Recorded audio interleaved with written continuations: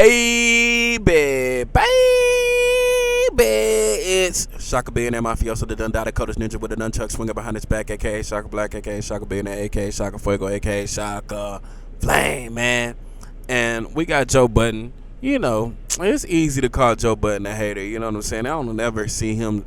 For somebody who has been in hip hop and is a hip hop head and rap with, you know, Crooked Eye and Slaughterhouse and whatnot, you would expect him to have a more loving perspective of music, but it seems like he's kind of bitter.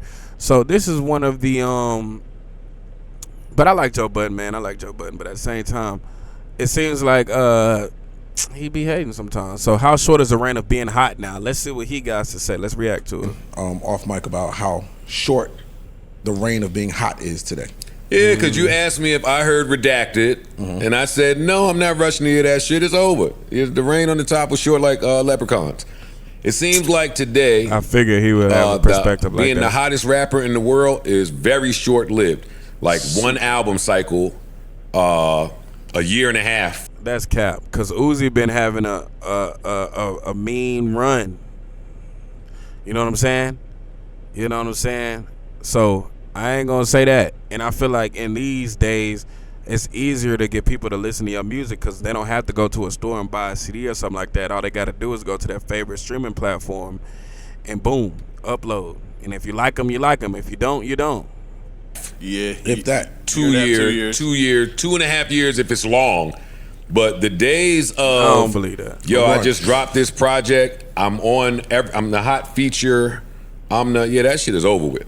Nah, because Kendrick Lamar still can take 5-year hiatuses and come back and still be hot. If J. Cole dropped today, he could still be hot. If Jay-Z dropped, people gonna jam it. You know what I'm saying? It's like, just because you retire from rap, it just shows your perspective towards rap. Like, come on. If Joe Budden drop a song, it's gonna be hot. And when I say that, I'm thinking about Lil Baby. I'm thinking about Dirk. I'm thinking about DaBaby. I'm thinking about Meg. I'm thinking about anybody within the last 5 years that has held the title of hottest rapper in the world. Yeah, it's been quick. It's been quick. It runs really, really, really fast, yo. I see Ish ain't over there. And it seemed like the people who combat that best are the people that don't drop. Or just feature you down for years. But let's be real. All them still doing numbers, though. Lil Baby, I would say rapping wasn't his thing. It's just something he got into. But you got somebody like Gunna who went through what he went through with Thugger and still hot, you know. Megan Thee Stallion is definitely still hot, and DaBaby is still doing numbers too, whether he's canceled or not. It's just different. Like who? Cardi, 21 Savage. Cardi's still hot. 21 Savage still hot. Nicki ain't dropped in some years. Not that she's in those Nicki just did a song with Lil Uzi.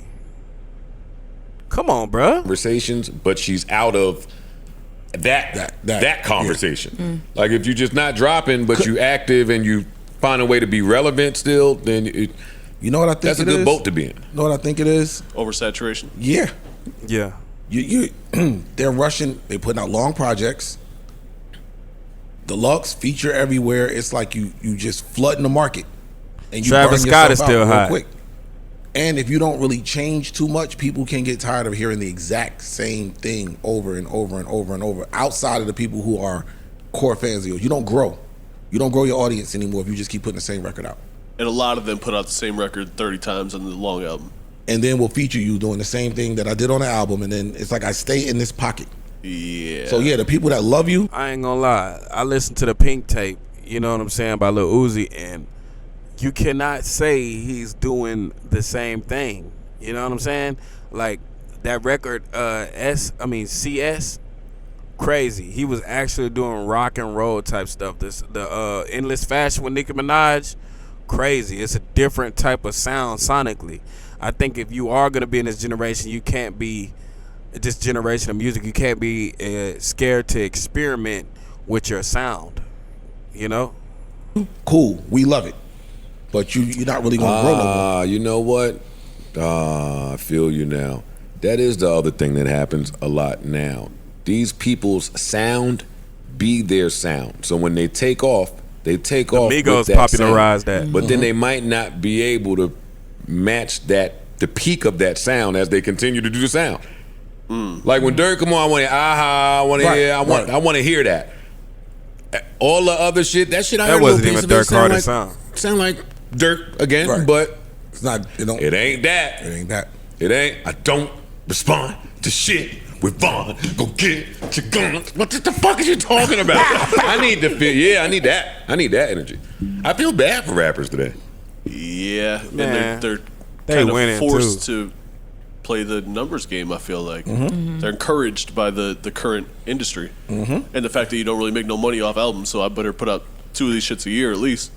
Drop one. I got a deluxe you again with another. Nah, I think the problem is that the business model for rapping is still in the old school, but the streaming era really is better for independent artists. You know, like Young Dolph was winning.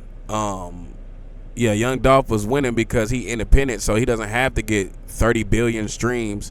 So they can break it down like they making money off it, a $10 album. It's no albums no more. They're making cents off the stream.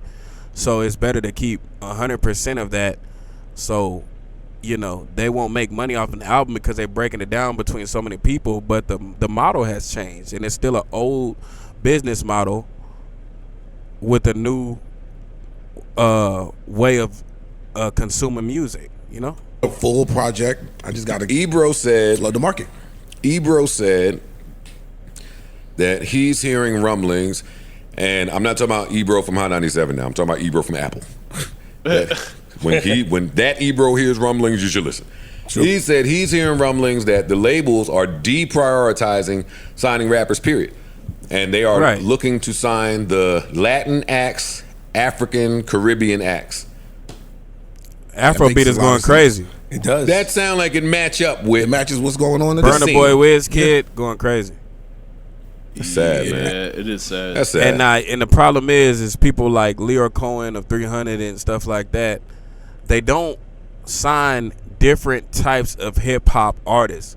You got one type of hip hop artist, which is drill music, drill music, drill music, drill music for the men. For the women, it's, you know, sell your body this, sell your body that, sell your body this, sex, sex, sex, sex, sex. You get what I'm saying?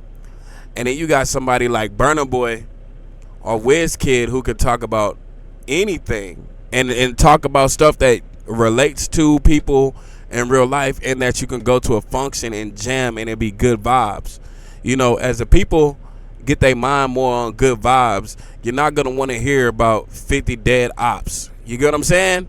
So it's not the people who've been through that rapping about their experiences, but it is the labels who are not trying to find any other thing than drill rappers are really, that's it. You got one J. Cole, but you got 40 Chief Keefs. That's the problem.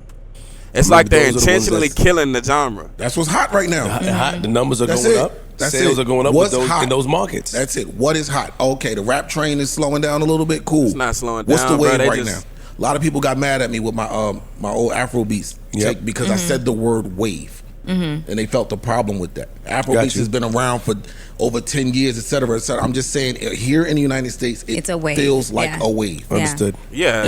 I didn't mean that in any disrespect, but it really feels like a wave. But name one time in the U.S. where we were listening to anything other than hip-hop and R&B in the black community. Name one time. Afrobeats is a wave, but it's the first time that I've seen regular people who usually listen to, you know, let's say Lil Wayne or Drake or something, listening to a language that they don't understand.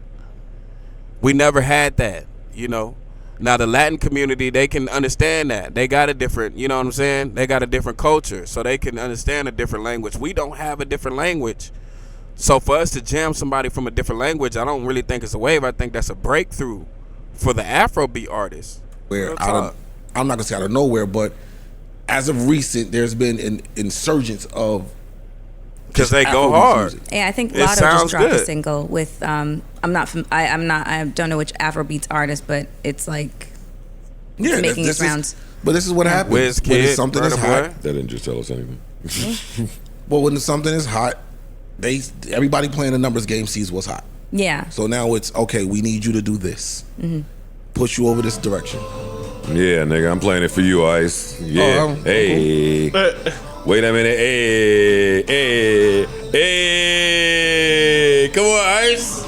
Hey.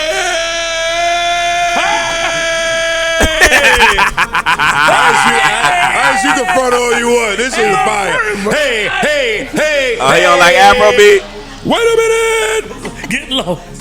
Y'all two of the most flavorless podcasters. Nah, it's not even that. Oh like, I can't think of a moment where me personally, I'm gonna put that on and listen to it. All right, so Man, you gotta do is go out. Crazy. We jamming some Burna Boy. We jamming some Afrobeat. Afrobeat goes hard. You know what I'm saying? It's a vibe. I'm not worried about, man, holding my gun. You having a 30 in my gun right now. I'm worried about getting drunk, chilling, and we just vibing. We don't know the dance moves, but hey, I ain't got no negative thoughts in my head jamming this. And that's really important. I ain't thinking about nothing crazy or no low energy, violent shit while I'm jamming music. That's why Afrobeats is going so hard, because I think people do want a refresher on what's going on. Like some dude said one time, he was like, man, we trying to have a vibe in the club to murder music, serial killer music. Let's be real. Let's call a spade a spade. You know what I'm saying? But hey, I think Afrobeats is a refreshing wave, and it still has the feeling that we're used to. So hey, it's Shaka Billionaire Mafioso, the Dundada Coders Ninja with a nunchuck swinger behind his back, aka Shaka Black, aka Shaka Billionaire, aka Shaka Fuego, aka Shaka Flame, man. Y'all let me know what y'all think in the comments. Is Afrobeats here to stay? Do you think Joe Budden's hating? Do you think these rappers are like microwave rappers and the music is just trash because they talk about the material they talk about all the time like it's propaganda? My bad, I went on another tangent. I could talk about that all day. But peace.